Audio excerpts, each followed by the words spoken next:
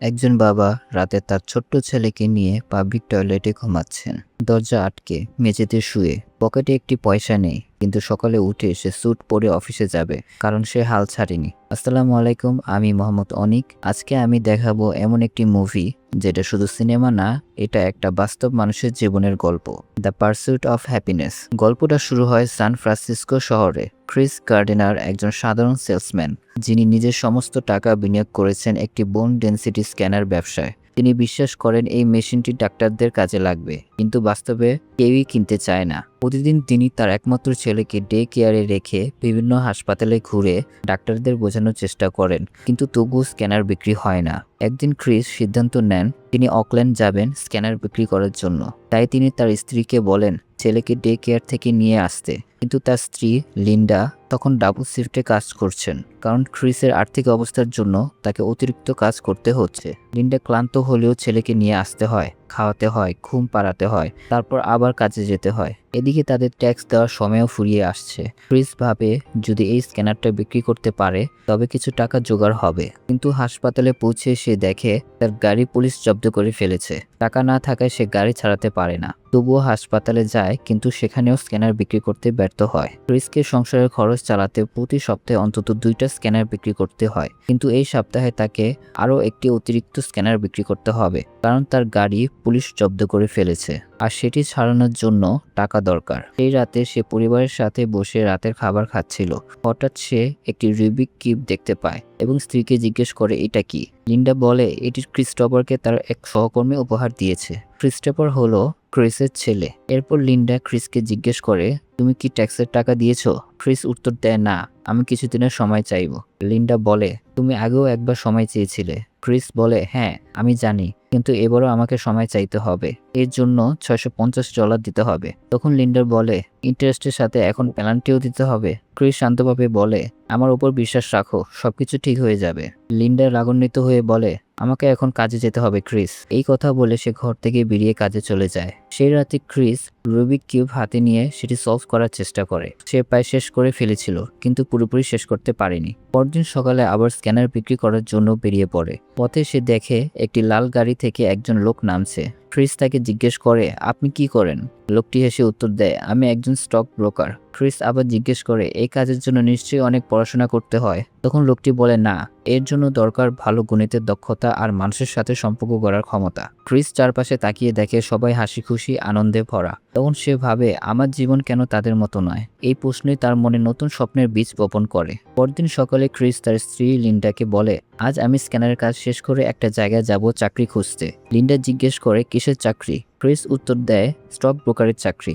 Linda বিরক্ত হয়ে বলে তাহলে অ্যাস্ট্রোনটের চাকরি নিয়ে নাও। ক্রিস বোঝানোর চেষ্টা করে আমি আমার কাজ শেষ করে ওখানে যাব। তখন লিন্ডা বলে তুমি বরং স্ক্যানার বিক্রির দিকে নজর দাও। আগামী মাসে ঘর ভাড়া দিতে হবে। 3 মাসের ভাড়া জমে গেছে। আমি গত 4 মাস ধরে ডাবল শিফটে কাজ করছি, আমি আর পারছি না। ক্রিস শান্তভাবে বলে আমি এগুলো তো তোমার আর সন্তানের জন্যই করছি, তুমি বুঝতে পারছো না কেন? লিন্ডা কিছু না বলে চুপচাপ সেখান থেকে চলে যায়। পরদিন সকালে ক্রিস তার স্ক্যানার নিয়ে বের হয়, কিন্তু আবারও সেটি বিক্রি করতে পারে না। পরে সে স্টক ব্রোকারের অফিসে চায় ইন্টার্নশিপের জন্য আবেদন করতে, কিন্তু স্ক্যানার নিয়ে ভেতরে যেতে চায় না। তাই বাইরে দাঁড়ানো এক মেয়েকে বলে এটা খুব মূল্যবান কিছু নয়, তুমি চাইলেই বিক্রি করতে পারবে না, কারণ আমি নিজেই বিক্রি করতে পারি না, যেটা আমার কাজ। তুমি এটা একটু দেখাশোনা করো, আমি ফিরে এসে তোমাকে আরো কিছু টাকা দেব। সে মেয়েটিকে $1 দিয়ে স্ক্যানার রেখে ভেতরে যায় ফর্ম নিতে। ক্রিস যখন ইন্টার্নশিপের ব্যাপারে কথা বলছিল তখন হঠাৎ খেয়াল করে সেই মেয়েটি তার স্ক্যানার নিয়ে পালিয়ে যাচ্ছে। সে দ্রুত ফর্ম নিয়ে বাইরে বেরিয়ে আসে এবং মেয়েটিকে ধরার চেষ্টা করে। অনেক দূরিয়েও তাকে ধরতে পারে না, কারণ মেয়েটি ট্রেনে উঠে পড়ে। ক্রিসের কাছে কয়েকটা স্ক্যানারই ছিল, আর এগুলি তার সংসারের একমাত্র আয়ের উৎস। তাই একটি স্ক্যানার হারানো তার জন্য ছিল ভয়াবহ ক্ষতি। ট্রেনে করে বাসায় ফেরার পথে ক্রিস ফর্মে পড়ে দেখে এই প্রোগ্রামে 20 জনকে নেওয়া হবে 6 মাসের জন্য, আর তাদের মধ্যে মাত্র একজন চাকরি পাবে। পরদিন সকালে সে ছেলেকে সকালে নাস্তা খাইয়ে ডে কেয়ারে নিয়ে যায়। তখন লিন্ডা তাকে বলে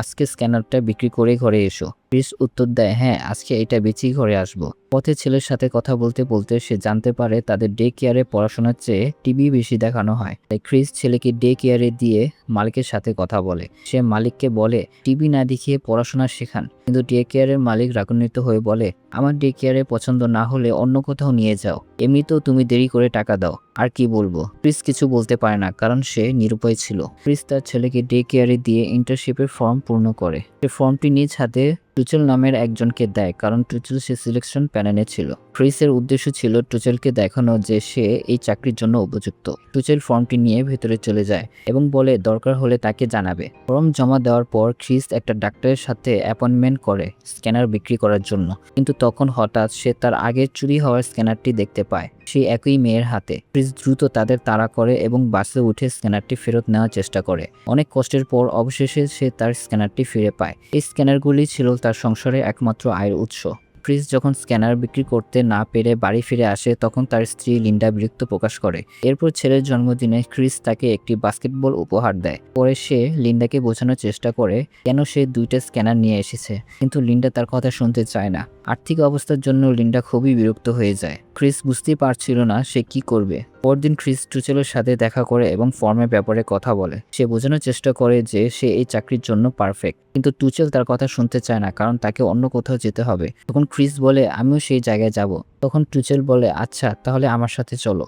আসলে ক্রিসের সেখানে কোনো কাজ ছিল না, সে শুধু টুচেলের সাথে কথা বলার সুযোগ চেয়েছিল। ট্যাক্সিতে যাওয়ার সময় টুচেল রুবিক কিউব সলভ করার চেষ্টা করছিল, কিন্তু পারছিল না। তখন ক্রিস বলে আমি এটা সমাধান করতে পারবো। প্রথমে টুচেল দিতে চায়নি, কারণ সে ভেবেছিল ক্রিস পারবে না, কিন্তু গন্তব্যে পৌঁছানোর আগেই ক্রিস রুবিক কিউব সলভ করে ফেলে। ক্রিসের দক্ষতা দেখে খুবই ইমপ্রেস হয়। গন্তব্যে পৌঁছে টুচেল নেমে যায়, কিন্তু সে ট্যাক্সি ভাড়া দেয় না। ড্রাইভার যখন ক্রিসকে জিজ্ঞেস করে আপনি কোথায় যাবেন, তখন ক্রিস বলে আমাকে 2 গলির পর নামিয়ে দিলেই হবে। এরপর সে নিজের ওয়ালেটের দিকে তাকায়, সেখানে কয়েকটা ডলারই ছিল, অথচ ট্যাক্সির ভাড়া $18 বেশি হয়ে যাচ্ছে। ট্যাক্সি যখন একটি সিগন্যালে থামে, তখন ক্রিস টাকা না থাকার কারণে দৌড়ে পালিয়ে যায়। ড্রাইভার তাকে ধরার জন্য তাড়া করে। ক্রিস দ্রুত আন্ডারগ্রাউন্ড রেল স্টেশনে ঢুকে পড়ে। ড্রাইভারও তাকে অনুসরণ করে। ক্রিস তাড়াহুড়ো করে ট্রেনে উঠে যায়, কিন্তু তার স্ক্যানারটি ভেতরে তুলতে পারে না। ফলে স্ক্যানারটি তার হাত থেকে ছিটকে পড়ে যায় রেল স্টেশনের ভেতরে। এই স্ক্যানারগুলি ছিল তার একমাত্র আয়ের উৎস, তাই একটি স্ক্যান হারানো তার জন্য ছিল ভয়াবহ ক্ষতি। তারপর ক্রিস ফোন করে লিন্ডাকে জানায় যে সে বাসায় আসতে দেরি হবে, কিন্তু লিন্ডা তাকে জানায় সে বাসা ছেড়ে চলে যাচ্ছে। ক্রিস বোঝানোর চেষ্টা করে, কিন্তু লিন্ডা কিছুই শুনতে চায় না। দ্রুত বাসায় ফিরে এসে ক্রিস দেখে লিন্ডা তার ছেলেকে নিয়ে চলে গেছে। কষ্টে তার বুকটা যেন ফেটে যাচ্ছিল। ঠিক তখনই ফোন বেজে ওঠে। ক্রিস ভাবে লিন্ডা ফোন করেছে, কিন্তু ওপাশে ছিল টুচেল, সেই স্টক ব্রোকারের অফিসের লোক। টুচেল তাকে জানায় পরদিন সকালে একটি মিটিং আছে এবং একটি নাম্বার লিখে রাখতে বলে। ক্রিস চারদিকে খুঁজে দেখে কোথাও কলম বা কাগজ নেই, তাই সে টুচেলকে নম্বর বলতে বলে এবং সেটি মুখস্থ করে ফেলে। তারপর দ্রুত নিচে গিয়ে একটি দোকান থেকে কাগজ ও কলম নিয়ে নাম্বারটি লিখে রাখে। নাম্বার লেখার সময় তার এক বন্ধু কথা বলতে শুরু করে। ক্রিস তাকে চুপ করতে বলে, কারণ সে জানতো যদি সে তার সাথে কথা বলে তবে নাম্বার ভুলে যাবে। পরে ক্রিস আবার বাসায় ফিরে আসে, মন খারাপ করে বসে থাকে এবং চিন্তা করে এখন আমি কি করব। পরদিন সকালে ক্রিস লিন্ডার কর্মস্থলে যায় এবং তার সাথে কথা বলে। লিন্ডা স্পষ্ট জানিয়ে দেয় সে আর ক্রিসের সাথে থাকতে চায় না। সে বিরক্ত হয়ে বলে এখন সে ক্রিসের সাথে ডিভোর্স নিতে চায়। তখন ক্রিস শান্তভাবে বলে আচ্ছা ঠিক আছে, তোমাকে ডিভোর্স দেবো, কিন্তু আমার ছেলে আমার সাথেই থাকবে। লিন্ডা আর কোনো কথা না বাড়িয়ে সেখান থেকে চলে যায়। এরপর ক্রিস ছেলের ডে কেয়ারের ছুটির সময় তাকে নিয়ে আসে এবং বাসায় নিয়ে যায়। বাসায় গিয়ে সে ছেলের জন্য রান্না করে খাওয়াতে থাকে। ঠিক তখনই দরজায় নক হয়। দরজা খুলে ক্রিস দেখে বাড়িওয়ালা এসেছে। বাড়িওয়ালা ভাড়া চাইতে থাকে এবং হুমকি দেয় ভাড়া না দিলে তাকে বাসা থেকে বের করে দেবে। সে বলে ঘর রং করে নতুন ভাড়াটিয়াকে ভাড়া দেবে। ক্রিস নিরুপায় হয়ে কিছু সময় চাইতে থাকে, কিন্তু বাড়িওয়ালা রাজি হয় না। তখন ক্রিস বলে আমি তোমার ঘর রং করে দেব। বাড়িওয়ালা রাজি হয় এবং তাকে ভাড়া মেটানোর জন্য 1 সপ্তাহ সময় দেয়। ক্রিস ঘর রং করতে শুরু করে। ঠিক সেই সময় দরজায় নক হয়। দরজা খুলে সে দেখে 2 জন পুলিশ অফিসার দাঁড়িয়ে আছে। তারা তার নাম জিজ্ঞেস করে আপনার নাম কি ক্রিস? ক্রিস উত্তর দেয় হ্যাঁ আমার নাম ক্রিস। তখন তারা তাকে ধরে পুলিশ স্টেশনে নিয়ে যায়, কারণ ছিল তার গাড়ির জরিমানা অনেকদিন ধরে পরিশোধ করা হয়নি। পুলিশ স্টেশনে সে একটা চেক লিখে দেয়, কিন্তু অফিসার বলে তোমাকে এখন ছাড়া হবে না, কালকে যখন এই চেক ব্যাংকে জমা হবে তখন ছাড়া হবে। ক্রিস বোঝানোর চেষ্টা করে আমার ঘরে একটি ছোট্ট বাচ্চা আছে, আমাকে যেতে হবে, কিন্তু পুলিশ রাজি হয় না। নিরুপায় হয়ে সে লিন্ডাকে ফোন করে ছেলেকে নিয়ে যাওয়ার জন্য। অনেক অনুরোধের পর লিন্ডা রাজি হয়। পরদিন সকালে ক্রিস পুলিশ স্টেশন থেকে ছাড়া পায়। সোজা সে স্টক ব্রোকারের অফিসে যায় ইন্টারভিউ দিতে। তার কাছে সময় ছিল না, কাপড় বদলানোর জন্য। তখন তার নাম ডাকা হয়। যখন তার নাম ডাকা হয় সে ভেতরে ঢোকে। সবাই অবাক হয়ে যায় তার অবস্থা দেখে। ক্রিস সত্য কথাই বলে, আমাকে পুলিশ ধরে নিয়ে গিয়েছিল গাড়ির জরিমানা না দেওয়ার কারণে। পুলিশ ধরার আগে আমি ঘর রং করছিলাম। আজ সকালে ছাড়া পেয়েছি। সময় কম থাকে আমি এভাবেই চলে এসেছি। সিলেকশন টিম তার সততা এবং কথা বলার ভঙ্গি দেখে মুগ্ধ হয়। তারা তাকে ইন্টার্নশিপের জন্য সিলেক্ট করে। ইন্টারভিউ রুম থেকে বেরিয়ে ক্রিস খুশি হলেও কিছুটা দ্বিধায় ছিল, কারণ সে জানতো না এই ইন্টার্নশিপ 6 মাসের এবং এই সময় কোনো পারিশ্রমিক দেওয়া হবে না। 6 মাস শেষে পরীক্ষায় টিকে গেলে তবেই চাকরি পাওয়া যাবে। তাই ক্রিস ভেবে দেখার জন্য সময় চায় টুচেলের কাছে। টুচেল অবাক হয়ে যায়, কারণ ক্রিসের চাকরি নেওয়ার জন্য অনেক ইচ্ছা ছিল, কিন্তু সে ভেবে দেখার জন্য সময় চেয়েছিল। তখন টুচেল বলে, শুধু আজকের রাত পর্যন্ত সময় দিলাম, তুমি আজ রাতের মধ্যেই আমাকে জানাবে তুমি আমাদের সাথে কাজ করবে কিনা। ক্রিস উত্তর দেয়, আচ্ছা ঠিক আছে, আমি আজ রাতের মধ্যেই আপনাকে জানাবো। বাসায় ফেরার পথে ক্রিস চিন্তা করতে থাকে সে কি এই কাজটি করবে নাকি করবে না। তার মনে হয় তার কাছে এখনো 6টি স্ক্যানার আছে। যদি এগুলো বিক্রি করতে পারে তাহলে 6 মাসের খরচ জোগান হবে। তাছাড়া তার সামনে আর কোনো পথ খোলা নেই। বাসায় এসে সে ঘর রং করার কাজ শেষ করে সন্ধ্যায় ছেলের জন্য অপেক্ষা করতে থাকে। কিছুক্ষণ পর লিন্ডা ছেলেকে নিয়ে আসে। সে ছেলেকে বিছানায় শুইয়ে কথা বলে। তখন লিন্ডা জানায় সে নিউ ইয়র্ক চলে যাবে, কারণ তার বোনের বয়ফ্রেন্ড সেখানে একটি রেস্টুরেন্ট খুলেছে আর তার জন্য কাজ আছে। ক্রিস বলে, ক্রিস্টোফার আমার সাথেই থাকবে। লিন্ডা উত্তর দেয়, আমি তার মা, সে আমার সাথেই থাকবে। তখন ক্রিস বলে, তুমি তার খেয়াল রাখতে পারবে না। লিন্ডা বুঝতে পারে ক্রিস ছেলেকে ছাড়া থাকতে পারবে না, তাই সে ছেলেকে ক্রিসের কাছে রেখে চলে যায় এবং বলে, তুমি তার ভালোভাবে খেয়াল রেখো। এরপর ক্রিস ব্রোকার সিলেকশন টিমের অ্যাসিস্ট্যান্টকে ফোন করে জানায়, আমি কাজ করার জন্য রাজি আছি। পরদিন সকালে ক্রিস তার বাড়ির সবকিছু গুছিয়ে গাড়িতে করে একটি হোটেলে উঠে, কারণ তার পক্ষে আর বাসা ভাড়া দেওয়া সম্ভব হচ্ছিল না। সেখানে ছোট একটি রুম নেয়, সেখানে সে তার ছেলের সাথে থাকবে। পরে ক্রিস ছেলেকে নিয়ে বাস্কেটবল খেলতে যায়। ছেলের খেলার ধরন থেকে সে বলে, তুমি এই খেলায় ভালো নও, আমিও কখনো ভালো খেলোয়াড় ছিলাম না, তাই আমার উপদেশ এই খেলায় বেশি মন দিও না। এই কথা শুনে ছেলে মন খারাপ করে। তখন ক্রিস তাকে বোঝায়, যদি কেউ বলে তুমি কিছু করতে পারবে না, তাদের কথা শোনো না, এমনকি আমারও না। তোমার যদি কোনো স্বপ্ন থাকে সেটি পূরণ করার চেষ্টা করো। যারা নিজেরা কিছু করতে পারে না তারা অন্যদেরও কিছু করতে দেয় না। তাই মানুষের কথায় কান না দিয়ে নিজের ভেতরের কথা শোনো। এটা শুনে তার ছেলে কনফিডেন্ট হয়। বাসায় ফেরার পথে ছেলে জিজ্ঞেস করে, আমরা হোটেলে কেন থাকছি? ক্রিস উত্তর দেয়, আমার ভালো একটা চাকরি হবে। তোমার বাবার উপর বিশ্বাস আছে তো? ছেলে বলে, হ্যাঁ আছে। আবার জিজ্ঞেস করে, মা কখন আসবে? ক্রিস উত্তর দেয়, জানি না। বাবা ছেলের কথা বলতে বলতে তারা একটি হাসপাতালে যায়। সেখানে ক্রিস একজন ডাক্তারের কাছে তার স্ক্যানার বিক্রি করে। পরদিন সকালে ক্রিসের ইন্টার্নশিপের যাত্রা শুরু হয়। ইন্সট্রাক্টর সবাইকে বুঝিয়ে দেয় এই 6 মাসে তাদের কি করতে হবে। ট্রেনিং চলাকালীন বিরতিতে ক্রিস নিচে নামে এবং আগের একজন সিলেক্টরের সাথে দেখা হয়। কথা বলতে বলতে সে দেখে একজন মানসিক ভারসাম্যহীন লোক তার পুরনো হারানো স্ক্যানার নিয়ে ঘুরছে। সেটি ছিল সেই স্ক্যানার যা সে একসময় স্টেশনে ফেলে রেখেছিল। ক্রিস লোকটিকে ধরতে যায়, কিন্তু তাড়াহুড়ো করতে গিয়ে সে একটি দুর্ঘটনায় পড়ে যায় এবং আঘাত পায়। আঘাত লুকিয়ে সে তার জুতা খুঁজতে থাকে, কারণ একটি জুতা হারিয়ে গেছে। শেষ পর্যন্ত জুতা খুঁজে না পেয়ে সে এক পায়ে জুতা পরে ক্লাসরুমে ঢোকে। সবাই তাকে দেখে হাসাহাসি করে। ক্লাস শেষ হলে ক্রিস ছেলেকে ডে কেয়ার থেকে নিয়ে আসে এবং আবার হোটেলে ফিরে যায়। পরদিন সকালে ক্রিস আবার ইন্টার্নশিপের জন্য অফিসে যায়। সেখানে তার কাজ ছিল বড় বড় কোম্পানির কাছে শেয়ার বিক্রি করা এবং তাদের কাছ থেকে বিনিয়োগের পরামর্শ নেওয়া নিশ্চিত করা। ইন্টার্নশিপে আসা সবাইকে একটা লিস্ট দেওয়া হয়। তাদের বলা হয় প্রতিদিন সেই লিস্ট ধরে ধরে ফোন করতে হবে এবং নতুন ক্লায়েন্ট আনতে হবে। ক্রিস প্রতিদিন ফোন করত, ক্লায়েন্ট ধরার চেষ্টা করত। এর মাঝে সে ছেলেকে ডে কেয়ার থেকে নিয়ে আসতো, বাসায় গিয়ে তার জন্য খাবার বানাতো, তারপর আবার পরদিন সকালে একই কাজ করত। এভাবেই তার জীবন চলছিল। তাদেরকে যে লিস্টটি দেওয়া হয়েছিল সেখানে প্রতিটি কোম্পানির নিচ থেকে উপরের লেভেল পর্যন্ত কন্ট্যাক্ট নাম্বার ছিল।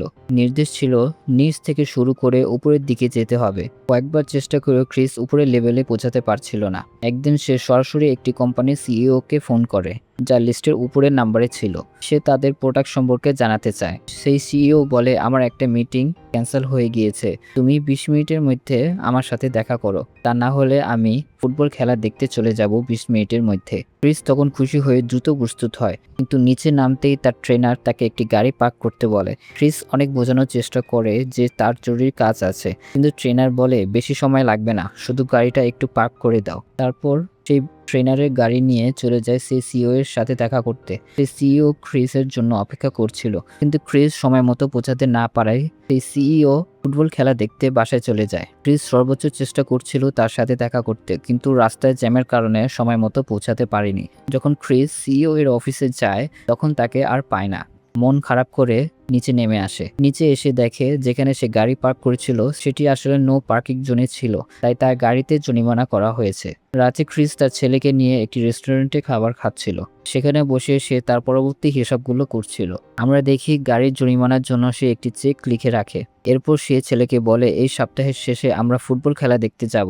এটা শুনে তার ছেলে খুশি হয়ে যায়। পরদিন সকালে ক্রিস সে সিইও এর বাসায় যায় তাকে ধন্যবাদ দিতে, কারণ তিনি তার জন্য অপেক্ষা করেছিলেন, যদিও ক্রিস সময় মতো পৌঁছাতে পারেনি। সিইও হাসি মুখে বলে কোনো সমস্যা নেই, অন্য কোনো দিন তোমার সাথে আলাপ করব। কথায় কথায় ক্রিস বলে ফুটবল ম্যাচের পরে আমার একটি মিটিং আছে। তখন সিইও জিজ্ঞেস করে তুমি কি ম্যাচ দেখতে যাবে? ক্রিস উত্তর দেয় হ্যাঁ। তখন সিইও বলে আমরা তো ম্যাচ দেখতে যাচ্ছি, তাহলে আমাদের সাথে চলো। ক্রিস একটু দ্বিধায় পড়ে বলে আপনাদের কোনো অসুবিধা হবে না তো? সিইও বলে না, কোনো অসুবিধা হবে না। আসলে ক্রিস একটি কৌশল খাটিয়েছিল। সে জানতো সিইও ফুটবল খেলা পছন্দ করে, তাই সেই প্রসঙ্গে তুলে তাকে কাছে টানতে চেয়েছিল। এরপর সিইও তার ছেলেকে নিয়ে ক্রিসকে সাথে নিয়ে গাড়িতে করে ম্যাচ দেখতে যায়। ম্যাচ চলাকালীন সময়ে ক্রিস সুযোগ নিয়ে সে সিইও এর সাথে কথা বলে তাদের কোম্পানির সম্পর্কে এবং বোঝানোর চেষ্টা করে যে তার প্রতিষ্ঠান তাদের আর্থিক বিষয়গুলো দেখাশোনা করতে পারবে। যদিও সিইও তার কথায় রাজি হয়নি, তবুও ক্রিস ফুটবল খেলা শেষে অন্য কয়েকজনের কাছ থেকে ফোন নাম্বার সংগ্রহ করে যাতে পরে তাদের সাথে যোগাযোগ করতে পারে। খেলা শেষে ক্রিস বাসায় ফিরে যায়। ক্রিস প্রতিদিন অফিসে কাজ করত, ছেলেকে ডে কেয়ারে দিয়ে আসতো এবং আবার নিয়ে আসতো। একদিন হোটেলে ফিরে সে একটা চিঠি পায়। সেখানে লিখা ছিল ট্যাক্স না দেওয়ার কারণে এবং জরিমানা বেড়ে যাওয়ায় তার ব্যাংকে থাকা টাকা সরকার জব্দ করবে। স্ক্যানার বিক্রি করে যে টাকা সে জমিয়েছিল সেটিও সরকার কেটে নেয়। এদিকে হোটেলের ভাড়াও জমে গিয়েছিল। মালিক বারবার টাকা চাচ্ছিল, কিন্তু ক্রিস দিতে পারছিল না। নিরুপায় হয়ে সে এক পুরনো বন্ধুর কাছে যায় যার কাছে আগে $14 ধার নিয়েছিল, কিন্তু সে বন্ধু টাকা ফেরত দেয় না, বরং বলে আমি তো তোমার মালামাল গাড়ি করে হোটেলে পৌঁছে দিয়েছি। হতাশ হয়ে ক্রিস ছেলেকে নিয়ে পার্কে যায়। সেখানে সে দেখে একজন মানসিক ভারসাম্যহীন লোক তার পুরনো স্ক্যানার নিয়ে ঘুরছে। ক্রিস দৌড়ে গিয়ে সেটি উদ্ধার করে এবং পরিষ্কার করতে থাকে, কারণ অনেকদিন সেই লোকটির কাছে থাকা স্ক্যানারটি নোংরা হয়ে গিয়েছিল। পরে সে একটি হাসপাতালে যায় ডাক্তারের সাথে অ্যাপয়েন্টমেন্ট নিতে, কিন্তু ডাক্তার উপস্থিত ছিল না। তখন সে অন্য একজন ডাক্তারের কাছে স্ক্যানার দেখায়। ডাক্তার সেটি চালিয়ে দেখতে চায়, কিন্তু মেশিনটি কাজ করছিল না। অনেক চেষ্টা করে ক্রিস সেটি চালাতে পারে না।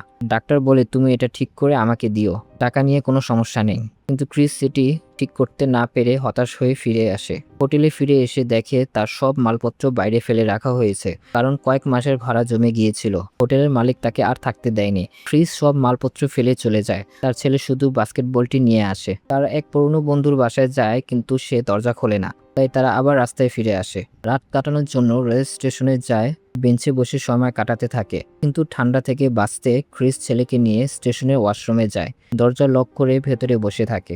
বাইরে থেকে অনেকে নক করছিল, কিন্তু ক্রিস দরজা খুলেনি। সেই রাতে তারা ওয়াশরুমেই কাটায়। ক্রিস প্রায় ভেঙেই পড়েছিল, কারণ তার কাছে টাকা নেই, থাকার মতো কোনো ঘরও নেই। সে বুঝতে পারছিল না এখন কি করবে। পরদিন সকালে ক্রিস ছেলেকে ডে কেয়ারে দিয়ে অফিসে কাজ শেষ করে আবার তাকে নিয়ে একটি আশ্রমে যায় থাকার জন্য, কিন্তু সেখানে শুধু মহিলা ও শিশুদের থাকার ব্যবস্থা ছিল। সেখানকার কর্মচারী বলে আপনার ছেলে থাকতে পারবে, কিন্তু আপনাকে অন্য কোথাও থাকতে হবে। ক্রিস ছেলেকে একা রাখতে চায় না। কর্মচারী তার অবস্থা বুঝে তাকে আরেকটি আশ্রমের কথা বলে, যা বিকেল 5টা পর্যন্ত খোলা থাকে। ক্রিস দ্রুত সেখানে পৌঁছে লাইনে দাঁড়ায়। সেখানে বিশাল লাইন ছিল।